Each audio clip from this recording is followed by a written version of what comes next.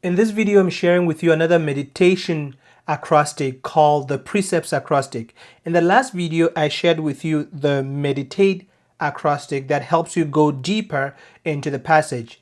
This one, the precepts acrostic, is an acrostic that helps you to be able to apply the passage that you're studying to your life. Now, many times when you take a look at a passage that you want to meditate on, after you've dug deep into the passage, you may still have questions. How do I apply this passage to my life? How does it impact me?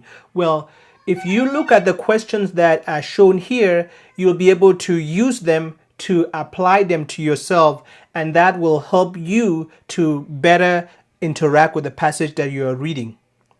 The first letter P stands for promise to claim, prayer to pray. You look and see, is there a promise in here that I can claim? Is there a prayer to pray? Is there something that I'm doing wrong according to this passage that I need to lift my hands up and ask God to forgive me? Then you look, R stands for reason to praise. You say, is there something that I need to praise God for, that this passage lends me the opportunity to praise God for something that is happening in my life?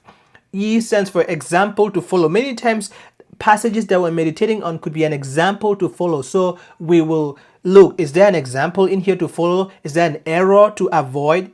C stands for command. Is there a command to obey? Passages would have things that God is telling us to do, to love our neighbors as ourselves. That's a command. Okay, now you take that command and start obeying it.